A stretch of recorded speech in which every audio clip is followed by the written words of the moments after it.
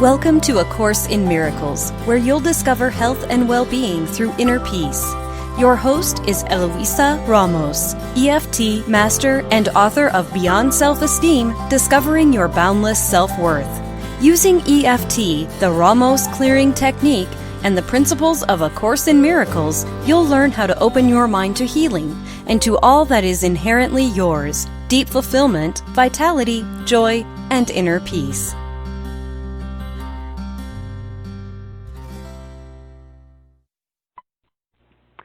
Welcome, everyone. This is Eloisa Ramos, and today I'm very happy to have a guest with me today, and her name is Sylvia Puentes. She is a author and Access Consciousness Certified Facilitator and Life Coach, and she's also my niece. So today we're going to be able to have a good conversation regarding her work and what Access Consciousness is. And we're also going to kind of take a look at what these techniques are doing, that is EFT, Emotional Freedom Techniques, and Access Consciousness. And there's a lot of other energy therapies out there. We're going to try to explore what is it that we're doing when we are using these tools. And what are the benefits that we see, and why is it that some people are more attracted to some techniques, to some systems than others? So we're going to explore that. And the other thing that we want to mention about Sylvia is that she facilitates classes around the world, and she's bilingual, English and Spanish. So we're going to also be doing this program in Spanish, so that'll be available both at her website and at my website, and we'll be giving you the addresses to that a little bit later on. So welcome, Sylvia. Thank you for being here with us today. How are you today? I'm doing really well, and I so love that you included I'm your niece. Yes. Yes, that's a very important point. So no, I'm really excited, and thank you, Eloisa, for inviting me. And I know that you and I have had many conversations about healing, about energy work, and what we're both exploring. And for the radio listeners, I just want to say you were one of the first people that actually introduced me to energy work, just to begin to question, what information my body had for me. So that was really an opening. So maybe I'll share a little more about that. But yes, so I'm delighted to be here. I'm delighted to be able to share what I've, have explored and found has really changed things for myself and other people. And I get to do it in 2 languages. So thank you for mentioning that. I'm grateful. Yeah. Yes, wonderful. So maybe you can start. I'm a little curious myself because when I started doing EFT, I did share that with you, and you were trying it a little bit for yourself, and then you found Access Consciousness, and I'm really curious what it was about Access Consciousness that kind of drew you in that direction, because I know that when you run some of the classes, you've invited me to them, and I've come. And I found the work, of course, beneficial, but then again, I'm really more in I don't know what it is. I'm just more in tune with the process of EFT, and I just happen to have an affinity for that. So I'm interested in what it is that drew you to Access Consciousness. Yeah. So I guess maybe just a little background.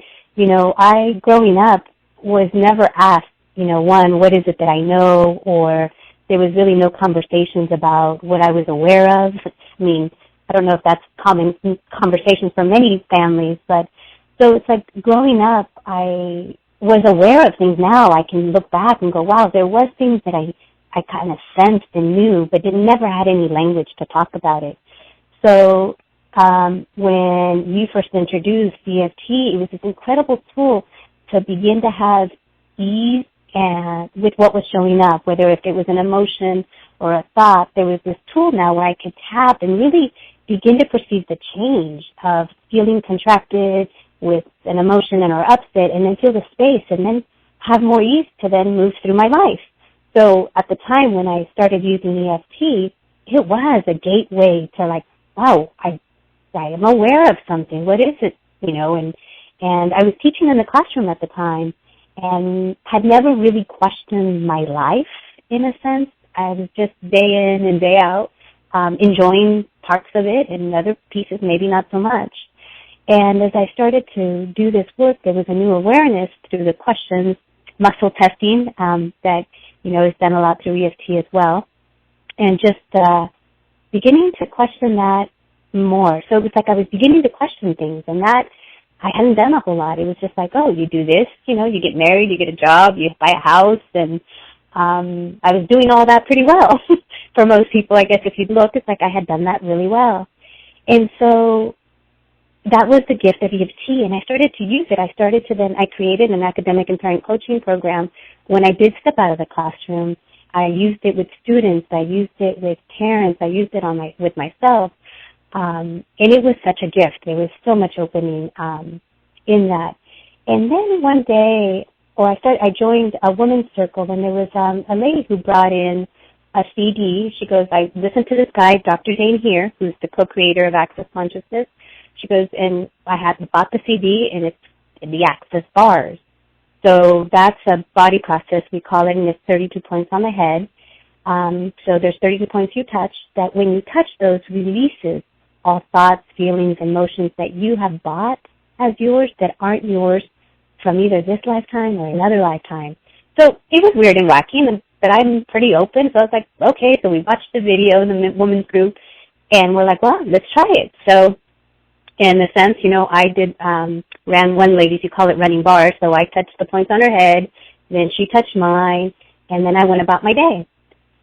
And so I had gone to go volunteer at my son's school, and later that afternoon, all of a sudden I became aware that something was different. And I was like, whoa, what is that? And the best way that I describe it is like the wind had stopped. And I had never been aware, up to that point, I had never acknowledged or even was aware of how much mind chatter I had in my head until there was that space of peace and quiet. And so I started to look at that. I was like, wow, well, the only thing I did different today was this thing called the bars. And so I thought, okay, well, let's explore that a little. Because there was this ease. I was at my son's school. I didn't doubt what I was saying. I didn't second guess myself. I didn't, how sometimes in groups of people you might go, should I go say something or not? I mean, there was just all this ease in my day. So that was kind of the beginning of noticing that something was different after I received the bars. And please interrupt me anytime, Eloisa, if you have a question, because there's a lot I can say.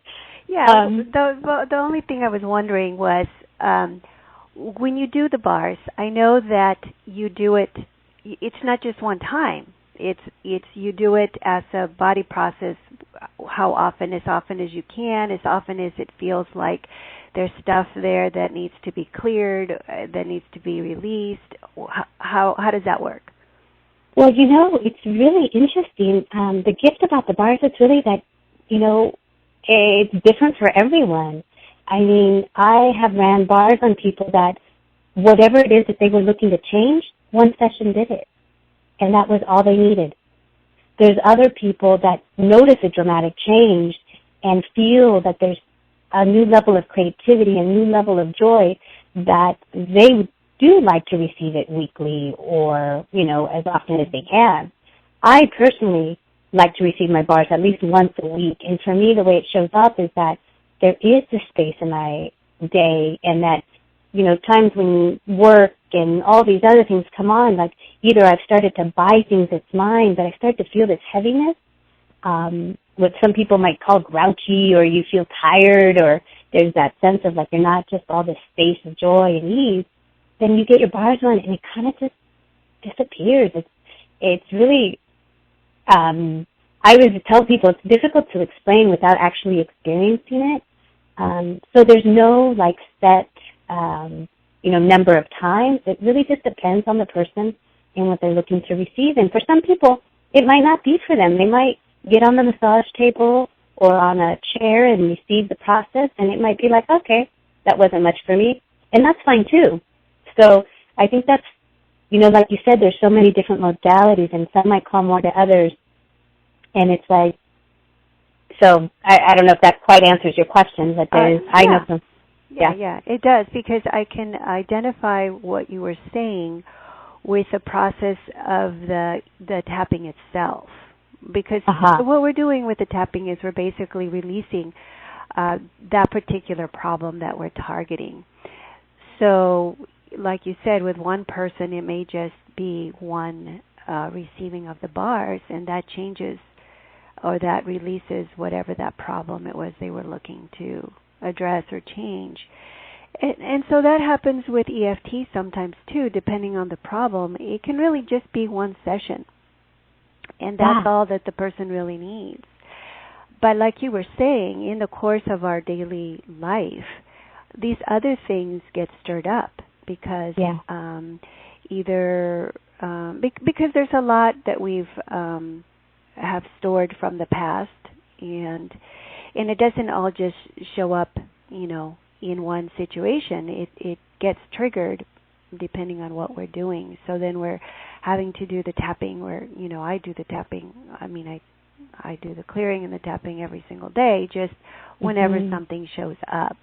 And so ultimately, I think what you're saying is that we're all looking for that space of having inner ease and flow, and I use the word inner peace. And so I can see where the processes are doing or looking to access or connect to that inner sense of wellness that is inherent within us. Yes, and I, invite people to try something, anything. It's like, like Einstein said, if you continue to do the same thing over and over and expect a change, I mean, that's actually a definition of insanity. So it's like that space is like, wow, are we, for the people listening, it's like, well, what is it in your life that you'd like to change that hasn't changed? And are you willing to try something different, whether it's EFT or Access Consciousness, the bars, or something else? But it's like, one of the things I'm grateful that we're living actually in a time where we're actually stepping into the possibility that we can change things quicker and faster, with possibly more ease, everywhere from body disease to, other areas, depression, anxiety, all of that. So I'm grateful to see that, and I do travel around the world attending classes and giving classes, and so I hear just miracle after miracle that I'm like, wow, this really just needs to get out more in the world. And one of the challenges, I think that, I don't know if challenges, but one of the things that with Access, it's been around for 25 years, and it's kind of had a slow start because Gary Douglas, the founder, never, I don't know, for lack of a better word, cared to invest in having proof of it working. So there was never any scientific proof of it. And it's almost like if you choose to try it and notice a change, like that's, I mean, for myself, that was proof in itself. But what's happening now is that it is spreading around the world. The Access Consciousness, the bars, and other courses are around the world in over 170 countries, and I forget how many different languages, facilitators around the world. And just recently, both Gary and Dane attended a science, I don't remember the name of the word, but they attended some science group where a bunch of scientists got together to talk about, consciousness and the brain. And there was one scientist named Dr. Jeffrey Fenning, I believe. And when Gary and Dane stood up on stage and shared, about Access Consciousness, he was like, something for him lit up, and he's like, okay, I want to study the brain. He studies the brain. He's a neuroscientist, and so he asked if he could, study one brain during the time they were there. Someone ran their bars. He studied it, and he was so astounded about what he found after one bar session, an hour and a half, on just one person that he studied, that this scientist, I guess, has studied people that have had meditation, that have had enlightenment, that, he studied these brains, like, Kundalini and all this stuff. So he knows what the brain looks like after, meditation, after all these different experiences. And he was amazed at how much the brain changed in an hour-and-a-half session. And it's actually out on YouTube right now. There's actually a short video of him speaking about his study. I mean, it's a lot of scientific terms, but he looks at the brain and he looks how it changes. And what he's sharing now is that you can see in the brain what ends up opening up, which is a connection to the universe and a connection to your creativity unlike anything you've ever seen.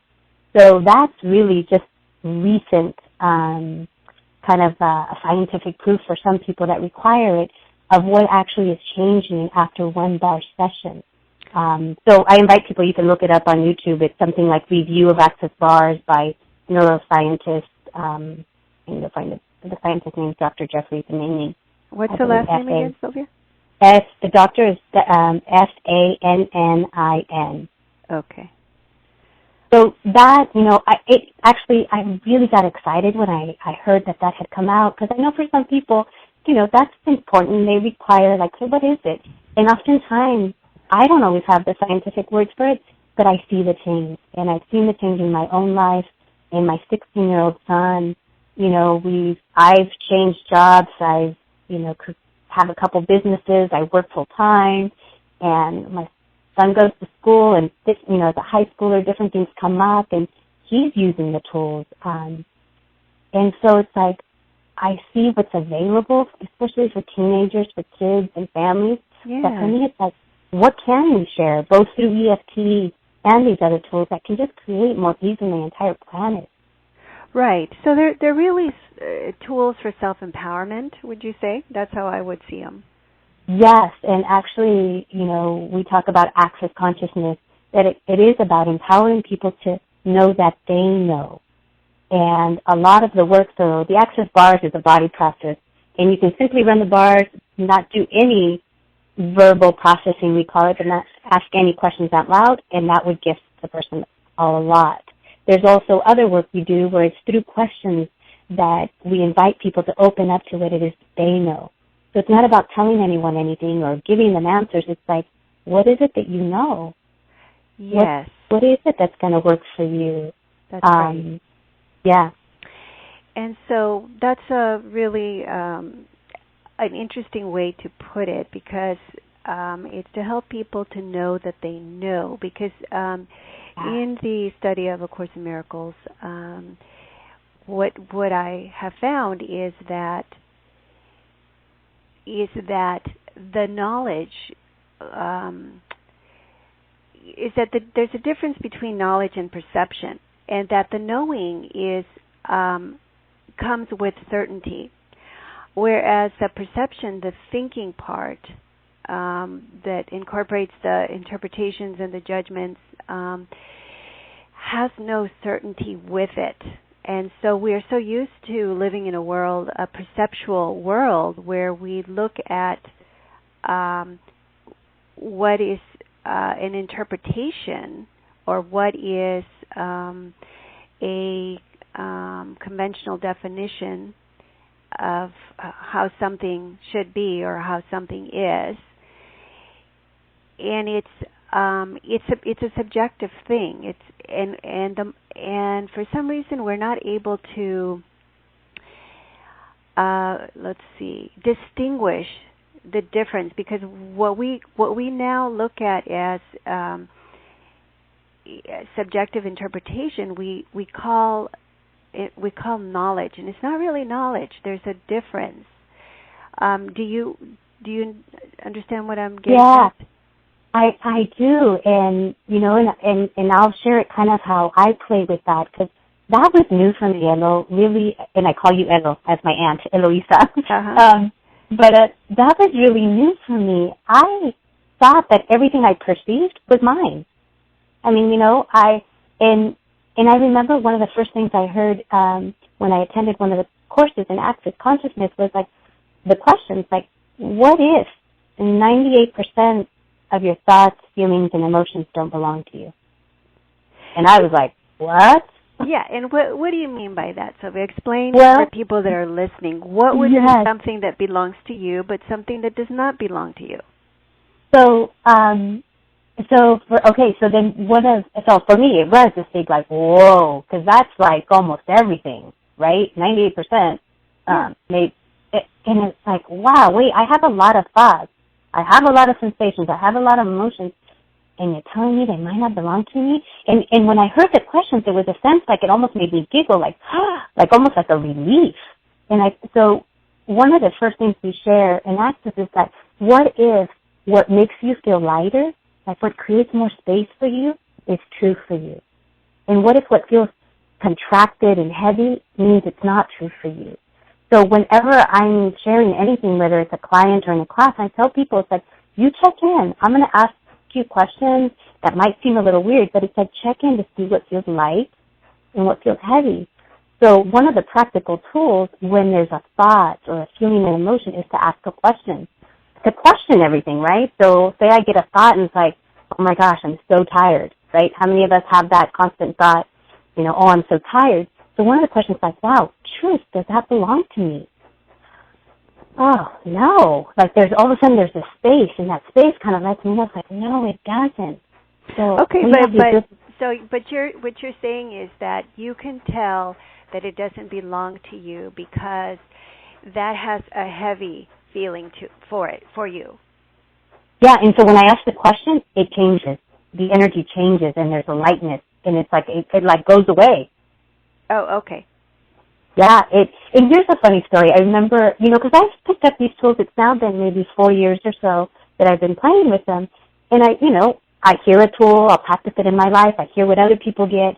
And I remember when I first, really experienced this tool, and it was years ago, I was in the market, and I ran into an ex-boyfriend.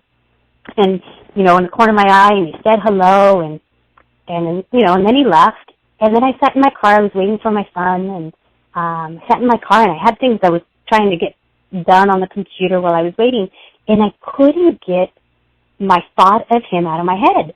It was like I was thinking of when we were in high school, and I was just looping all these memories in my head. And I thought, whoa, wait a moment, does that belong to me?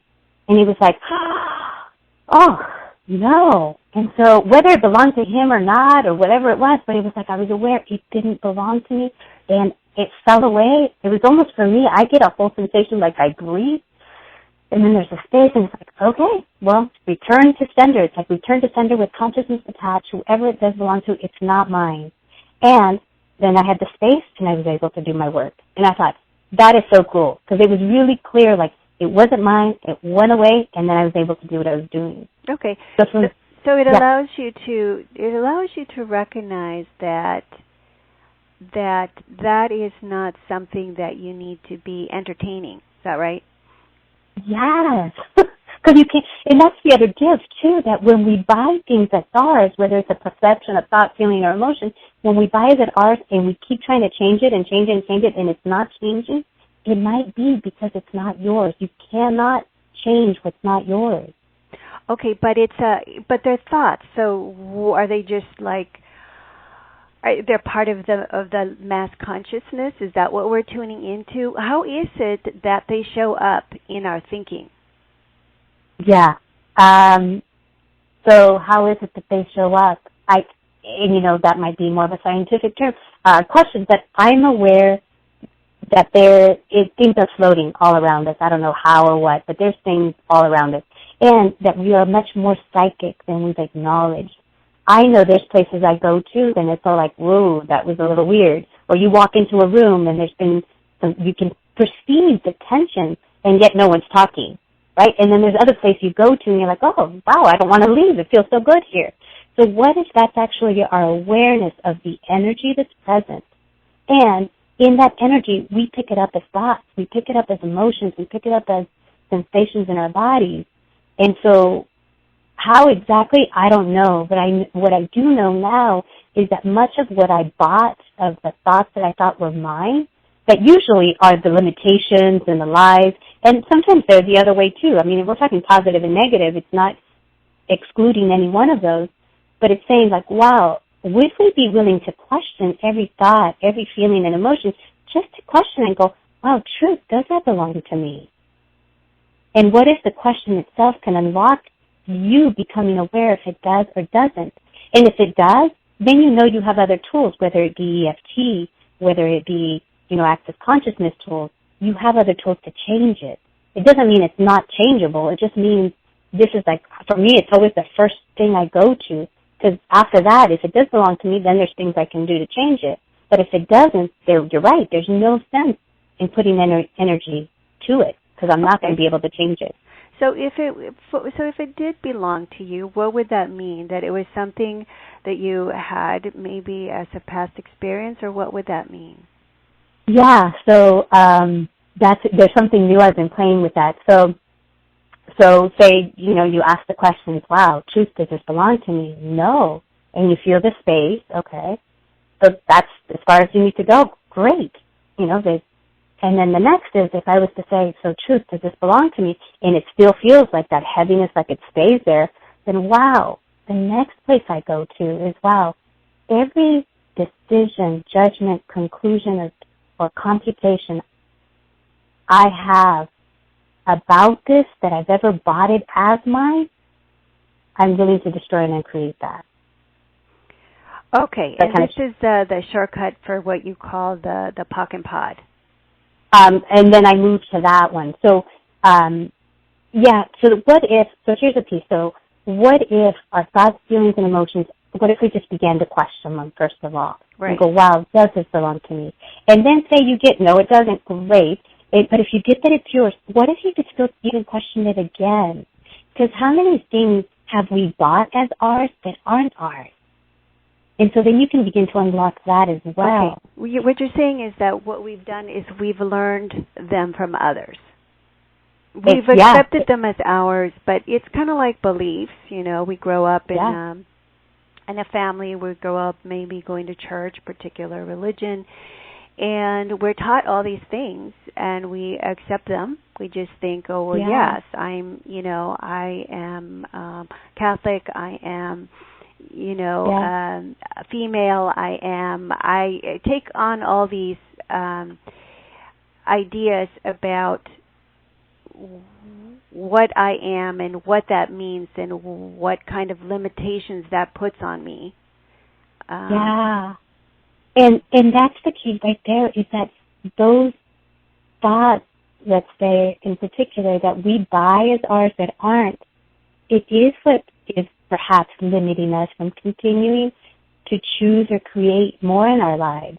And I think many people, are asking to change more now, but it's like, are we willing to look at, like, what have we bought as true that isn't? Whether it's, I'll just bring a personal example here of mine. About maybe 2 years ago, my husband and I looked at getting a divorce. And at the beginning stages of that, one of the very first thoughts that popped in my head was like, I can't do it on my own. It was so quick, so fast, and I'm grateful that I had the tools that I had, because quickly I thought, whoa, what's that? And then I looked at my life, and at the moment, I could have paid the mortgage and managed on my own at that moment. But yet there was this thought that I almost say creeped in, and so some people may call that mass consciousness. Some people, I might have been tapping into someone else's thoughts, but it was so quick, and I thought, like, wow, I could have easily bought that and had that determine my choice. So by the willing to go, wow, what was that? Like, truth, does that belong to me? No. And then look at my life and then go, wow, and then continue to ask more questions of whether I was going to choose divorce or not.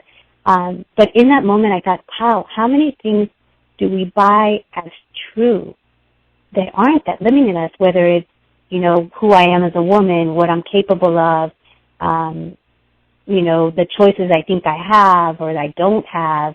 But it's like, for me, it's like the gift of beginning to go, what if nothing I've bought is mine? What if none of the thoughts that I have are true? Right. So what if all of those thoughts that pop into your head are not really true, in the sense that when you are able to run that process in your mind, you're actually connected to your knowing. And in that knowing, you're in the present moment. Because in order for you to know that something is not yours, you already have to be in that knowing. Yes, and that's where, for me, the tool of light and heavy has been so helpful. To begin to perceive the energy of things, that when something feels true for me, that lightness, that no one can tell me that, Sylvia, this is true for you, this is not. It's like I have now more confidence, I can say, or more trust in me than I've ever had. I was a person that used to look out, for other people to tell me what to do. I even went searching different religions because I wanted to pick a religion to tell me what was right and wrong. I would go out to search that because I had no tools or no confidence and no trust that I didn't know what was true for me. And that is such a gift. It is, because I can continue to choose things in my life based on what it is that I know by the questions that I ask, and the gift of being willing to ask questions to even perceive the future, the energy of what's going to get created in the future, which even takes it a whole nother step. So that knowing, the more you practice the technique, the more that knowing gets firmly rooted in your own ability to distinguish between what you call, is mine and what is not mine. And the way that I connect to that is that in the work with A Course in Miracles, and in the work with EFT, we're addressing a problem, and where A Course in Miracles says that there's only one problem. It's the one problem of separation. And so fundamentally, when we are in a place of knowing, we are in a place where that separation is not there, because it's a place of,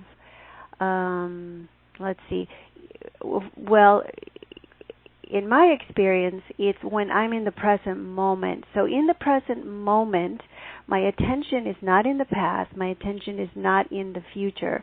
My attention is just here and now. And in the here and now, there is no thinking. There is none of that chatter, because you are in that place of just allowing everything to be. And so you just are. And so in that space, you are in a position to distinguish when these thoughts show up that have limitation, or that have fear, that have that contracted feeling to it, or that heavy energy to it. You're in a position to say, well, wait a minute, that's not really a part of what I am. I think that's what I'm getting. It's saying, well, this is showing up, but it's not really part of this space that I'm in, and therefore I can't, disregard it, or I can say, well, wait a minute, it is something that I am holding on to and that I need to work to release. Is that right? Well, that,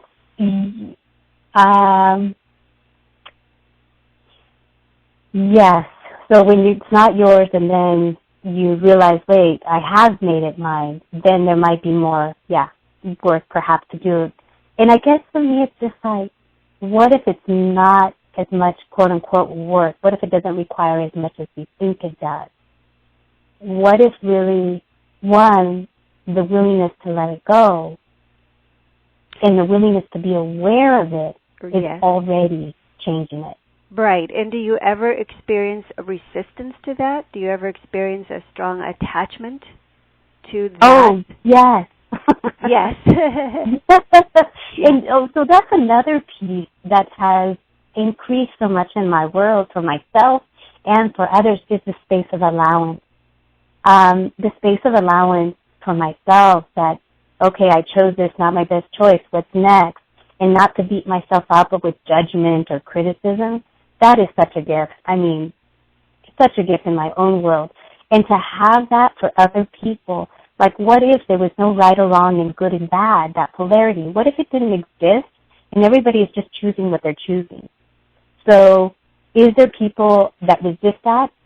Perhaps, yeah. And if there are people that just are really actually content with their story and their quote-unquote issues and their problems and even their sadness, that's hard for me to get sometimes, and yet I increase my allowance and go, okay, it's just a choice. I'm not here to change anyone. I'm here and available. If someone's ready to look at their life and to create more ease, then I'm here for that. But I'm not here to pull teeth and drag people along. It's like, it really is a choice.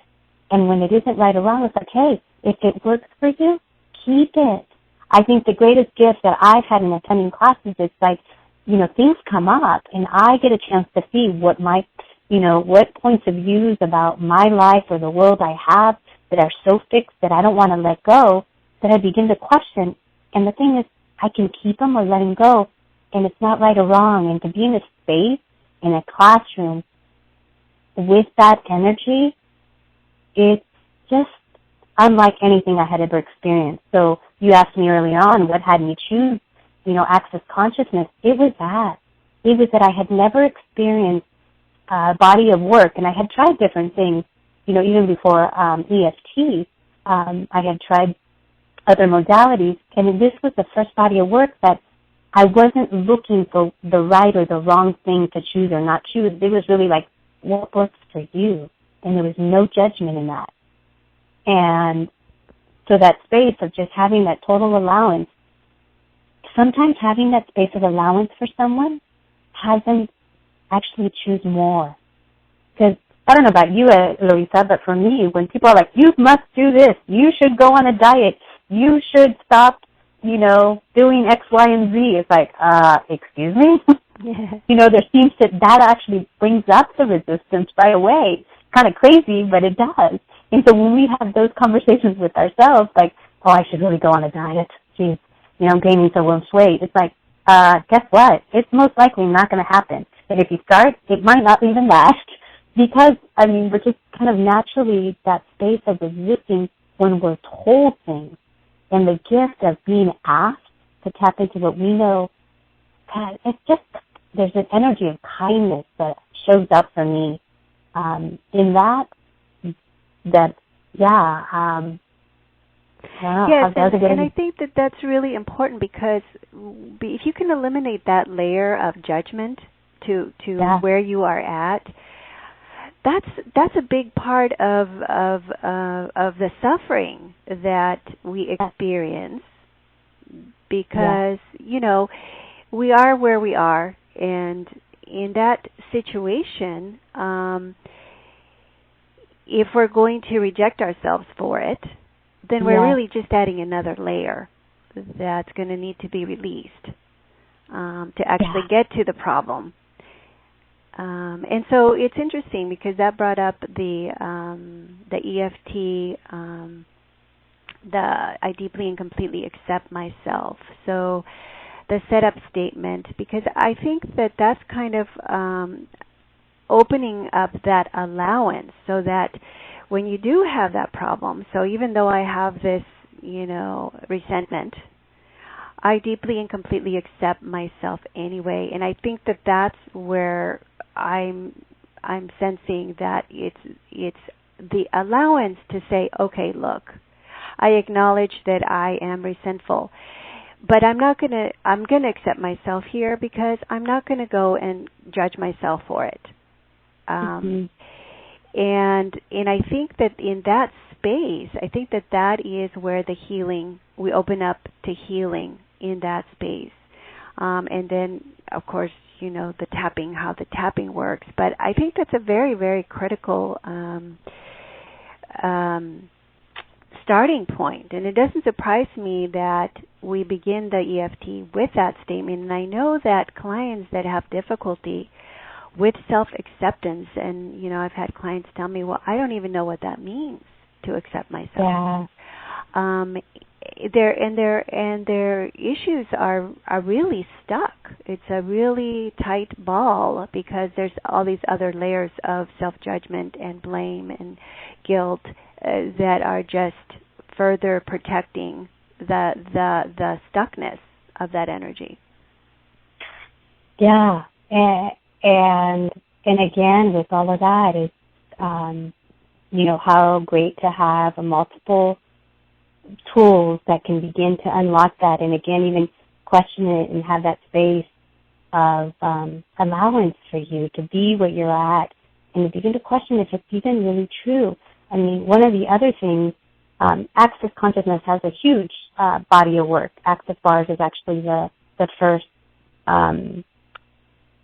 body of work, you could say, and then there's other courses, but there's also a lot of body work where there's energetic body processes.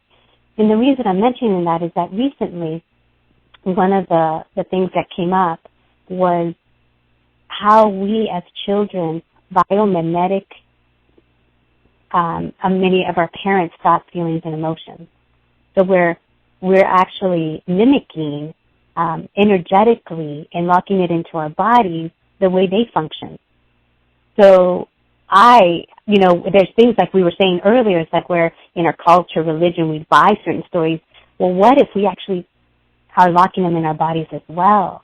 Yes. And as kids, as just infinite beings, we're so incredibly capable of so much. But what if energetically you go into your parents' world to try to understand why they've chosen what they've chosen or why they're doing what they're doing, and actually with anyone in your life, anytime you're trying to understand someone, you're going into their world. And so what if that locks you up? And so there's, verbal processes and body processes to begin to unlock that also from your body. And one of the things that I appreciate about a lot of the work in Access is that you don't have to have a cognitive memory of anything. You don't have to have it, you don't have to figure it out or even talk about it. Like, that's one of the gifts that I so appreciate, is that whether it's the bars or another body process that you receive, it can unlock it. And you don't even have to know what it was, when it was, who it was, none of that. And so what if that yes, there's the verbal processing, and then there's the energetic work where you can begin to unlock it in your body as well, that can give you more space. I mean, I've heard when people get rid of, fibroids and lumps on their breasts, and, people have had cancer, and, people that were ready to commit suicide. I mean, I've heard stories after stories of all of these things. I mean, I know for myself what I experienced early on was through a set of questions and some clearings. I had an intense pain in my arm, and within minutes, it was gone, unexplainably gone. And I remember moving my arm left and right. I almost was looking for it. And the lady next to me said, if you look hard enough, you might find it. But it was like never came back, never. And I get that many people in the world like, well, that's kind of weird. Yeah, but I can't deny it. It went away. And it was intense to where I would put my shirt on and I was like cringing because I could feel that tension. So how it works, I don't know. But I know that it works. And I know now more than ever that we have a capacity to change things unlike we ever knew. And so the invitation, playing with this energy work, it's like, what if it is, quicker and faster? If you're willing to let go of something, if you're willing to let go of all the things you bought about the work that it takes to change things, or that, that even disease is real. It's like everywhere we limit ourselves to think that we can't change things. It's like, what if now's the time more than ever for us to begin to tap into that infinite knowing, being, perceiving, and receiving that we are, that can change things not almost, but magically, because it's unexplainable. I can't give you the science or the how something works, but I know that I see change and people see change all around the world. Yes. So that excites me, in case you can't tell. So what I really like about that, Sylvia, is that your willingness to trust, because like you're saying, I don't have to know what it was. You can just trust, and there's that intention and to me, it's almost like faith, and I would call it faith. And of course, with my study of A Course in Miracles, that would be a miracle. That would be considered a miracle.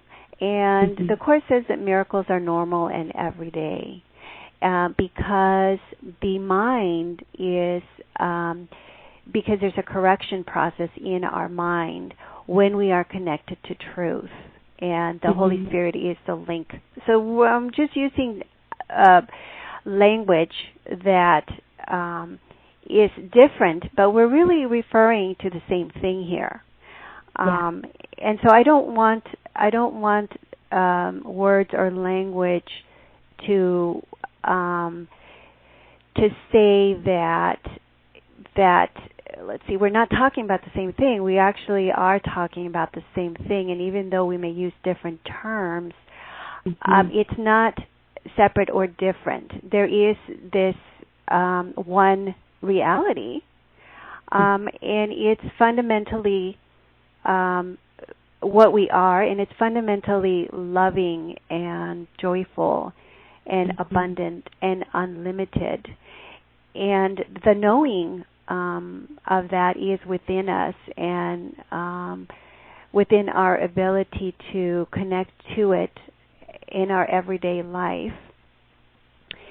But it does require that willingness, like you said, to let go. And what does that require? That requires trust, because sometimes I equate it to when a child is first being taught to swim and is terrified of the water, and they're in the pool, and maybe they're holding on to you for dear life, and they won't let go because they're too scared, and they think, oh, if I let go, I'm going to drown, you know. Well, the point is you haven't even taken them out to the deep part of the pool. If they would just stretch their legs, they could touch the bottom. But, you know, they're so tense and tied up that they're not even willing to relax enough to touch, to notice, oh, wait a minute, there's a ground there that's going to support me, and I don't have to be afraid. Yeah, and, you know, as you're giving this example, I'm thinking, how many people around the world, young and of all ages, are living their life from there? Yes, clinging in really just terrified. We go through life in this state of survival and fear, and we can't quite trust enough to let go, to know that we can touch bottom, and that the bottom is there, and that we are perfectly safe. And that, you know, I have a new awareness of that for me, and it's like really beginning to acknowledge that the universe has my back. Yes. And there's something, you know, like the magnanimous universe, we're calling it, but the magnanimous universe is like, it is so abundant. There is so much kindness there that what if, one, you're never alone, and what if, two, the universe always has your back. If you are choosing to be more conscious, you are choosing with light and expanding more of, you know, the joy and the ease out on the planet. What if you're never alone? And it is, you know, one of the things I've recently acknowledged as well, thank you for that, but there is the trust and also the courage. It does take courage to let go of all the things you thought is true, right or wrong, good or bad, all those definitions about ourselves, about a culture of family. It does take courage. And the courage I see each time I'm willing to let something go is that then, you know what, I'm in the driver's seat. And sometimes when we're in the driver's seat and it's a winding road, we quote unquote may call it scary, but for me it's more of this joy and enthusiasm to go, wow, what's next and what else would I like to create, which is very different than I was functioning before. But it's like, you know, and yet there's many people that won't get in that driver's seat because they might not see what's around the corner. And that's okay. You know, you can be a passenger, and what if that's not wrong either? But just to know that there is that possibility and there is that choice for you. And what if what we've labeled fear is actually excitement. I mean, I think scientists have already proven that the same neurons that get lit up for quote-unquote fear are the same for excitement. So what if we've actually misinterpreted that fear as actually, or that excitement as fear that keep us from actually stepping into that joy and exuberance of like living your life. And again, not everybody will choose it, and that's okay too. Yes, because I think that it's let's see, the Course in Miracles would say that it's the timing, that we are choosing the timing, but not the end, that we're all basically evolving, and we can choose how fast or how slow, but in the end we're not separate, and in the end we're not alone. And so in the end we are going to go together. You know, humanity is not going to evolve and grow in consciousness in separate little pieces.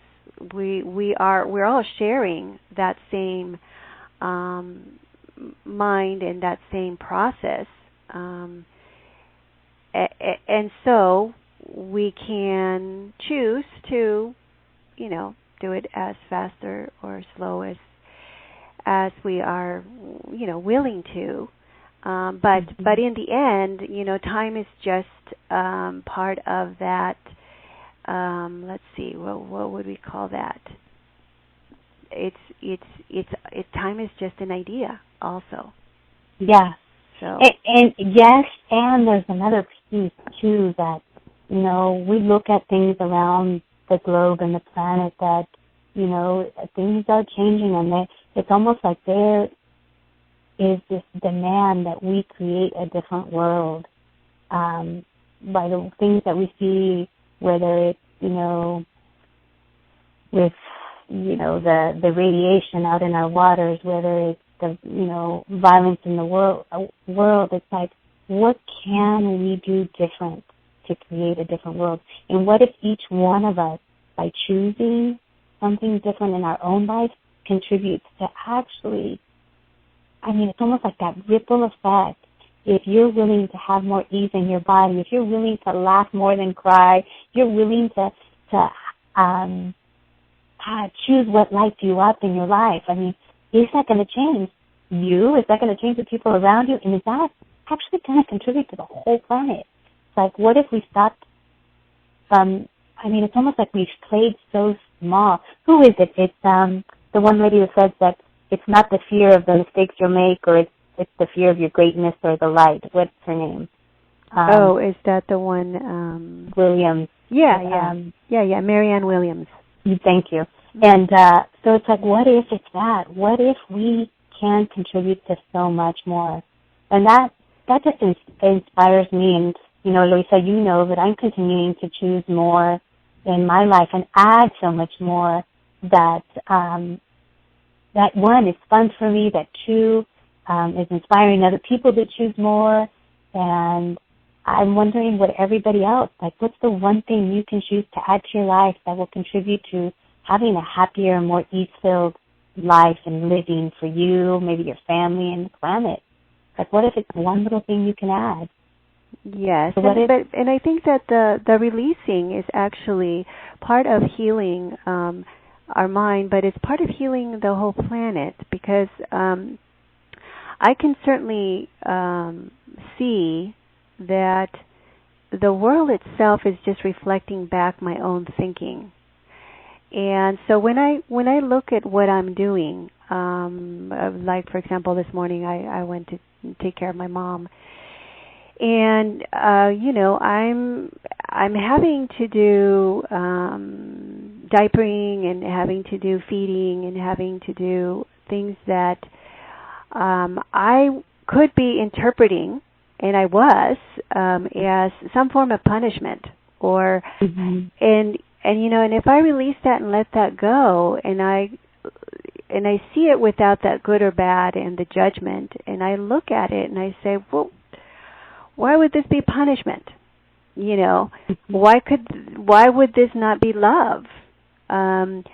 So in, like you're saying, the point of view, what is that point of view? How is it? That's where we decide. How do we want to see this? Because I think that's the power that we have in whether we have the experience of joy, or we have the experience of pain and suffering and misery. And why would we want to add more of that energy to the world? What energy is it that we want to contribute and add to life that's more congruent with the truth of what life is? So that we are, being that which we are in truth, so that we're reflecting that truth, I guess, expressing that more accurately. Yes, and that's one of the things too that I hadn't ever really gotten, and it's a piece of what you're saying. It's like, what if our point of view actually creates our reality? What if it's not our reality creating our point of view? It's like, what point of view are you going to choose that's going to create your life and living? Right. To work for you. Yes, and so we use the word reality, and it's a perceptual reality. That's why we can choose a different way to see it.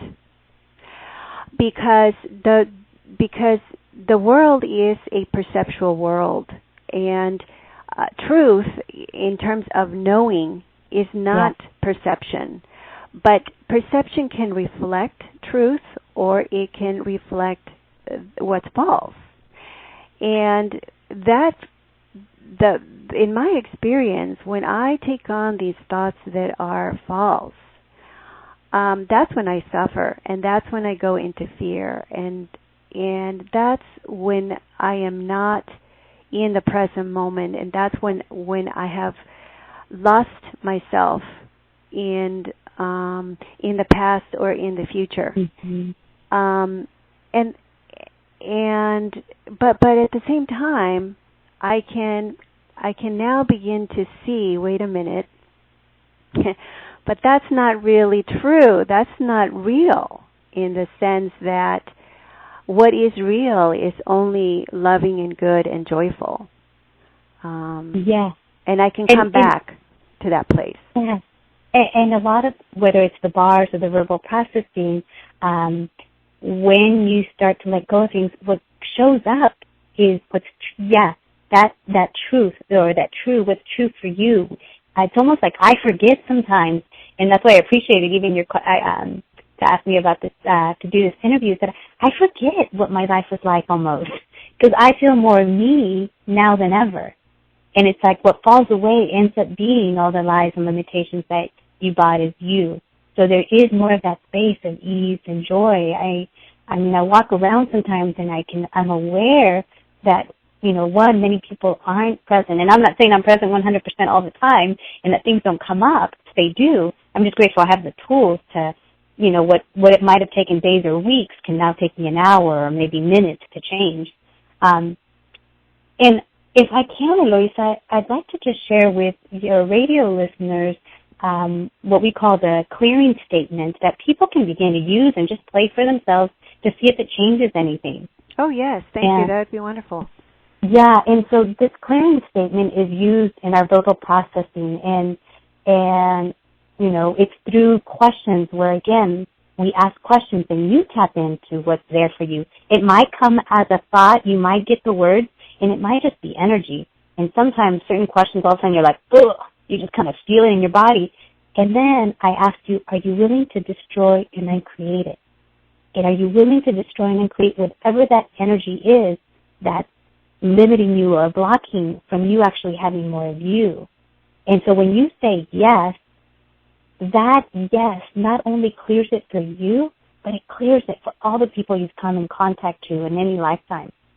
So it's like, it's such a gift when each one of us are willing, like you said, Eloisa, to let go of things, is contributing in ways I think we're not even cognitively aware of. Yeah.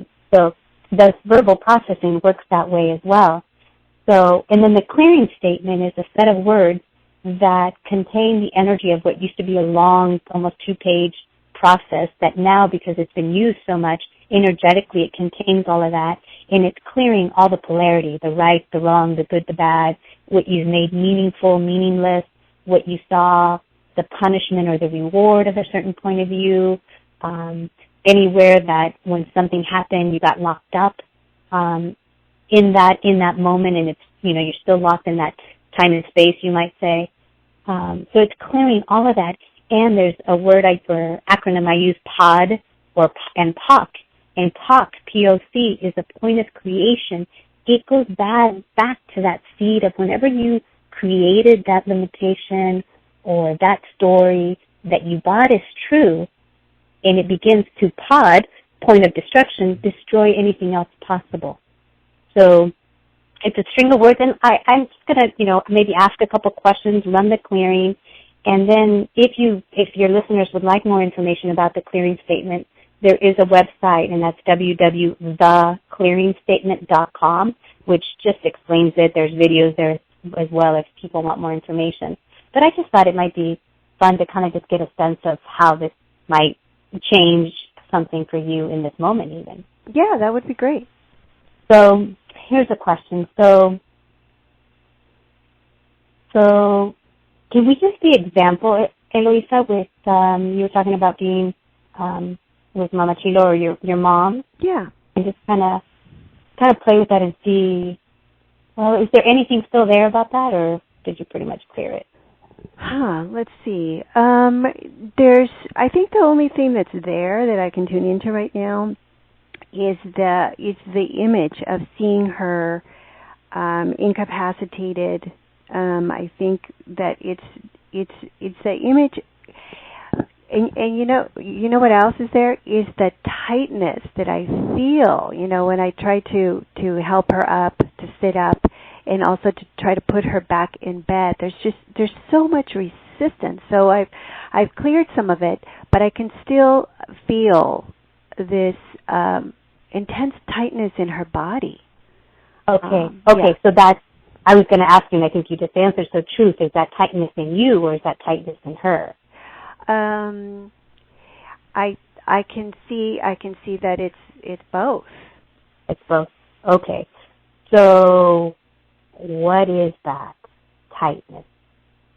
It's resistance. Okay. So what is the resistance? Is that your resistance, her resistance, or something else? Well, here's the thing.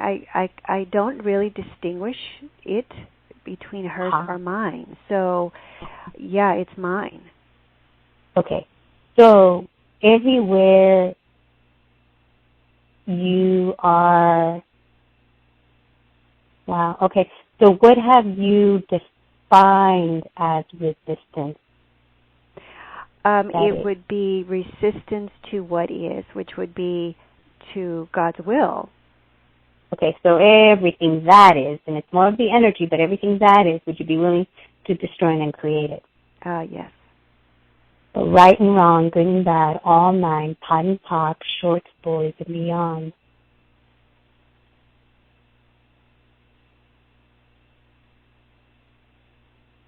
Cool. Okay, so now did you perceive anything there? Did anything? Yeah, there's just a little energy running through my upper arms.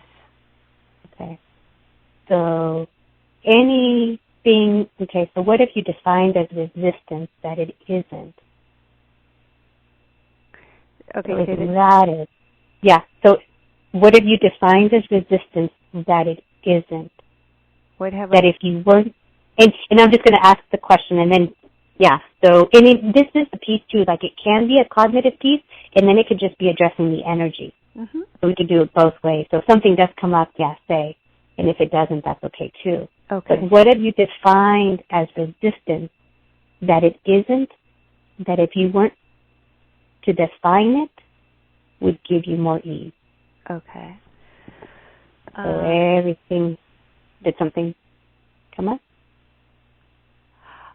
It's the idea of opposition. It's the idea that life can be opposed. Okay, so everything that is, would you be willing to destroy and create that? Yes. Right, wrong, good and bad, all nine, POD, shorts, boys, and beyond. Yeah, which meant death, basically. I think it's the belief in death. Okay. So everything that brought up or let down, would you be willing to destroy and create that? Yes. Right, wrong, good, bad, all nine, POD, shorts, boys, and beyond. So just one general question for everyone listening where they can apply it to their life. So everywhere we have been aligning, agreeing, or resisting and reacting to something or someone, would you be willing to destroy and uncreate all of that to give yourself more ease? Yes. And anything that doesn't allow that, right, wrong, good, bad, all nine, POD, shorts, boys, and beyond. So what have you been agreeing or aligning with or resisting and reacting that keeps you and your body locked up, tense, without vitality? So everything that brought up or let down, will you destroy and uncreate that? Yes. Right, wrong, good, bad, all nine, POD, shorts, boys, and beyond. And so again, it's like through these verbal processes, it's addressing the energy. We may get words of it, and energetically, the listeners, you or myself, can begin to feel there's something changing. You can, maybe feel a sensation in your body. And if you felt the charge come up when I ask those things, you can continue to ask that question until you begin to feel more of a space in your body. And sometimes some of the questions, I ask them 10 or 12, maybe 20 times, because there is something locked up there. So it's like, wow, what have I defined as resistance that it is? Wow, everything that is. You don't even have to know what it is, but everything that is, right and wrong, good and bad, all nine, POD, shorts, boys, and beyond. Or you can even use the shorter version, which is POC and POD, or everything that crazy person said, because so we've been tapped into the energy of that clearing statement. And it's like, so, I use that. Sometimes I perceive an energy. It's like I use these 4 questions. It's like, wow, what is this? Wow, okay. And I'm perceiving the energy. What do I do with it? Can I change it? And if so, how do I change it? And so I start living from that space of like, wow, what is this? And I step out of like concluding or judging what it is. Because anytime we conclude or judge what it is, we lock it in as that. And if we can remain in the question, it continues to open and change, which is a different way of functioning. So I invite people, it's like, if it feels right, go on the website, accessconsciousness.com or theclearingstatement.com, and just explore what else is in your area. It's around 170 countries, so I'm sure there's someone nearby. There's a lot of different events, free Google Hangouts online where you can hear, different people, different languages share what they're finding in business and relationships, changes in bodies. So thank you. Yeah, so let's see. I wanted to give the listeners your other website, which was www.Sylvia Puentes, and that's SylviaPuentes at accessconsciousness.com. Correct. And the other one, and is the other one in Spanish, Sylvia, the Siendo la Doña?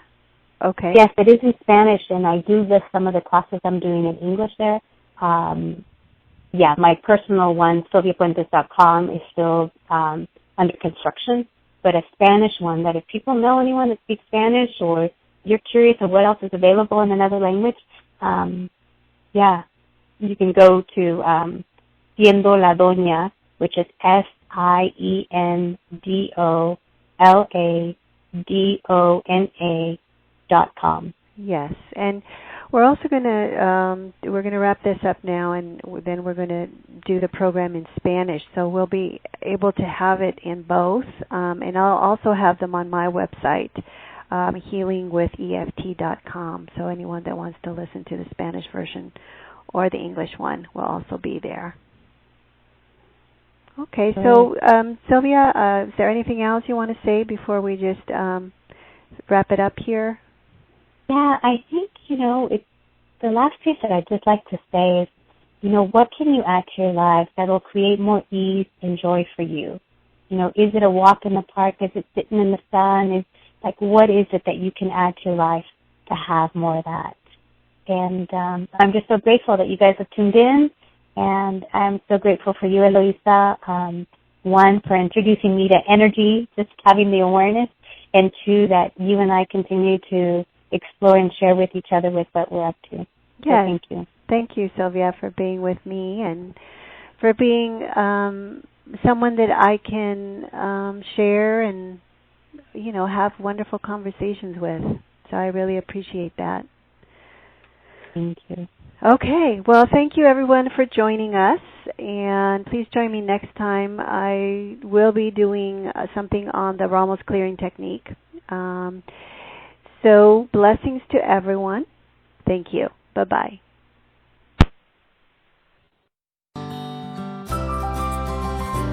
For more information about EFT, muscle testing, working with Eloisa, and to download a free version of the Ramos clearing technique, visit www.healingwitheft.com.